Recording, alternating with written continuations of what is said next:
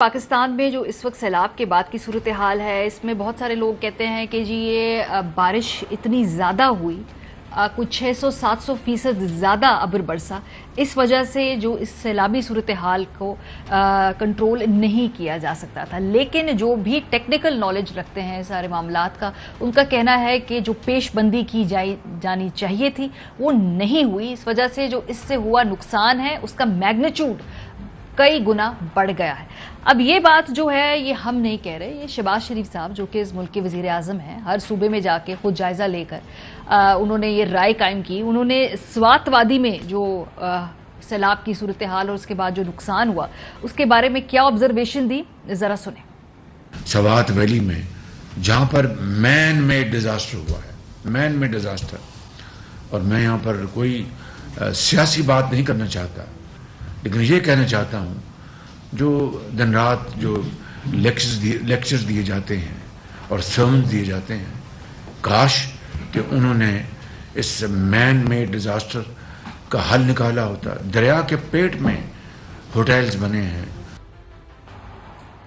پھر وہ گئے سندھ جا کر شہباز شریف صاحب نے جب جائزہ لیا تو وہاں بلاول بھٹو بھی تھے، مراد علی شاہ صاحب بھی تھے، ان کی موجودگی میں وہاں پر آئیڈینٹیفائی کیا گیا کہ جب ڈرینیج سسٹم نہیں بنایا گیا تو اس وجہ سے اس نقصان کا پیمانہ کئی گنا بڑھ گیا۔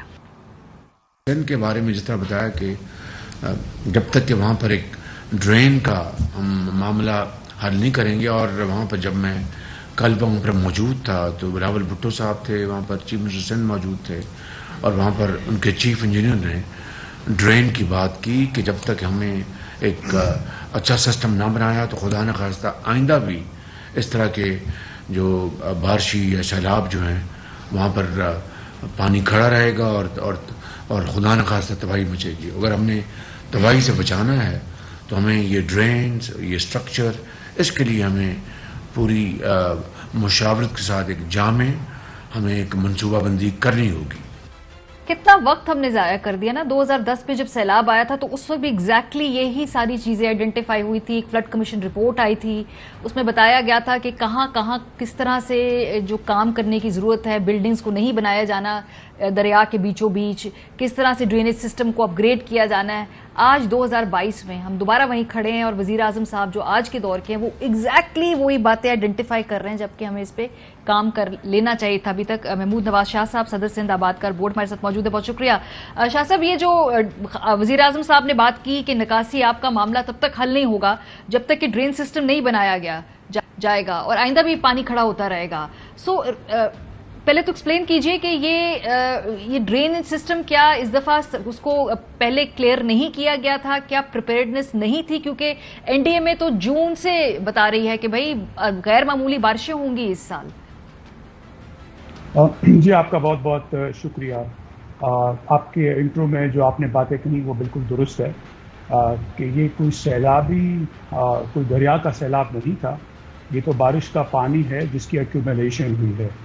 تو اس میں صرف ایک درستگی یہ ہے جو وزیر اعظم صاحب نے فرمایا، وہ یہ ہے کہ جو ایگزسٹنگ انفراسٹرکچر ہے جس میں لیفٹ بینک آؤٹ فال ڈرین ہے جس کا کام ہی ڈرینیج کا ہے، اس کے علاوہ کچھ نیچرل ڈرینیجز ہیں سندھ کے ایریگیشن سسٹم میں بنے ہوئے، اور کچھ نیچرل ڈرینیج۔ انفارچونیٹلی یہ بات ایک بار نہیں، بارہا یہ بات 2010 میں صرف نہیں، 2011 میں بھی رین بیسڈ فلڈنگ تھی، یہ بات عیاں ہو گئی تھی اور رپورٹس لکھی گئی تھی کہ اس سسٹمز نے کام نہیں کیا۔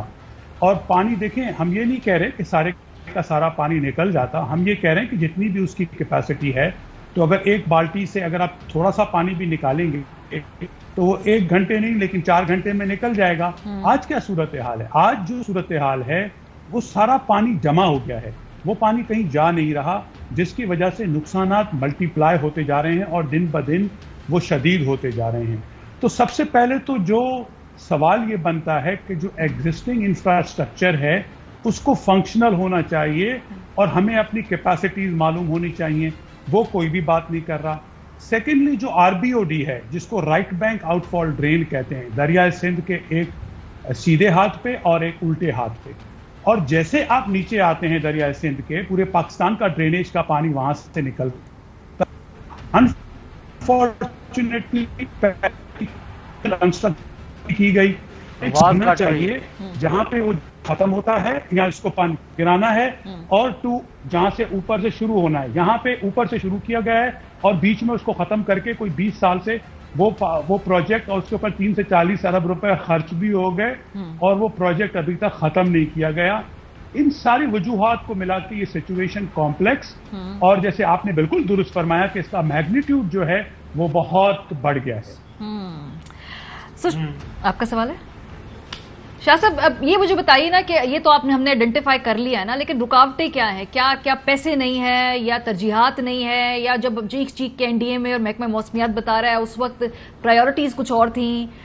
کیونکہ یہ آج کی بات نہیں ہے, یہ تو بار بار اس پہ تو سپریم کورٹ کی فلڈ کمیشن رپورٹ بھی ہے, اس کو امپلیمنٹ کرنا تھا. یہ نہیں, اور سندھ میں بھی اور KP میں بھی یہ حکومتوں کے تسلسل رہے ہیں. وہاں پہ سموٹ ایک پولیٹیکل سٹیبلٹی بھی تھی, ان کے پاس یہ چانس تھا کہ ان چیزوں کے اوپر ایٹ لیسٹ اپلیکیشن قرض لے لیتے. دیکھیں انفارچونیٹلی ہمارے ملک میں ایک جو ہمارے ادارے ہیں جیسے وابڈا, دیکھیں وابڈا کا نام بھی water and power drainage authority ہے, تو بار بار بات کی جاتی ہے بہت پروجیکٹس کی, برک اینڈ موٹار کی بات آتی ہے, اور پانی کے بحث میں ڈرینیج کو کبھی شامل نہیں کیا جاتا. وہ ڈیولپمنٹ اتھارٹی ہے شاہ صاحب, وابڈا کا ڈرینیج نہیں, ڈیولپمنٹ اتھارٹی ہے. سوری, ٹھیک ہے, ہاں بالکل ٹھیک ہے.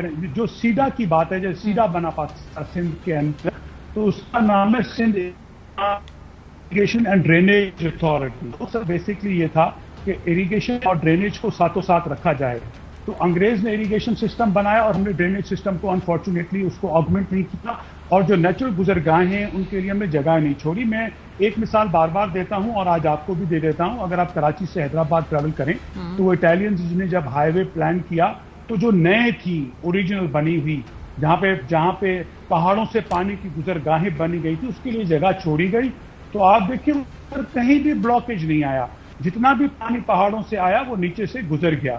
اور کیونکہ ہماری ترجیحات پہ شامل نہیں ہے کہ مینٹیننس کے اوپر ہم کام نہیں کرتے, تو اس سارے کی جو ایشوز ہیں وہ کریٹ ہو جاتے ہیں اور پرابلمز کمپلیکس ہو جاتے ہیں. تو جو آپ کا سوال ہے اس کا سادہ جواب یہ ہے کہ اس کے لیے کوئی میجر انویسٹمنٹس کی ضرورت نہیں ہے. جو ہم بیسک مینجمنٹ کے ایشوز اور گورننس کے ایشوز ہیں, اگر وہ ہم ریزالو کر لیں. اچھا محمود صاحب یہ بتائیے گا کہ ہم بچپن سے یہ پڑھتے آ رہے ہیں کہ جو ہے ہر سال بارشیں ہوتی ہیں, میٹھا پانی جو ہے بڑی تعداد کے اندر جو ہے وہ ضائع ہوتا ہے اور ظاہر ہے وہ سمندر گرد ہو جاتا ہے. تو ڈاؤن سٹریم سندھ جو ہے کوئی پاسبلٹی یا کوئی ایسی اسٹڈی ہوئی ہے کہ وہاں پہ بھی کوئی چھوٹے چھوٹے ڈیم بن جائیں, کم از کم وہاں پہ کوئی پانی کا ذخیرہ ہو سکے, اور یہ جو جب بھی بارشیں ہوتی ہیں بڑی تعداد کے اندر یہ پھر خبریں آنا شروع ہو جاتی ہیں کہ جی یہ نقصان ہو گیا سیلاب سے, یہ نقصان ہو گیا, تو اس حوالے سے کبھی کوئی لائک خاص طور پر سندھ حکومت کی طرف سے کوئی انیشیٹو لیا گیا ابھی تک؟ دیکھیں ڈیم کی جب ڈسکشن ہوتی ہے تو ڈفرنٹ اینگل سے ہوتی ہے. ہم دوسری ڈسکشنز کو آج بات نہیں کرتے. جس کی طرف آپ نے توجہ دلائی ہے میں اس کی طرف تھوڑا سا آپ کو گوش گزار کرا دوں. جب ڈیمز کی بات ہوتی ہے تو یہ کہا جاتا ہے کہ اگر ڈیم ہوتا تو پرہیپس اتنی فلڈنگ نہیں ہوتی. کہیں پہ بھی ڈیم کو ایز اے فلڈنگ سٹاپ کرنے کا اسٹرکچر ایز اے نہیں استعمال ہوتا. اس وقت تو سندھ میں بارش پڑی ہوئی ہے, اس کا کوئی تخمینہ 35 ملین ایکڑ فیٹ سے زیادہ کا ہے اپروکسیمیٹلی. کون سا ڈیم ہوتا کہ وہ اس کو آ کے روکتا. تھرڈلی سندھ میں اس طرح کی سائٹس ایک دو بنی ہیں چھوٹی, لیکن وہ ڈیمز ان پانی کو روکنے کے لیے یا فلڈنگ کو روکنے کے لیے نہیں استعمال ہوتی, نہ ہی کی جا سکتی ہیں.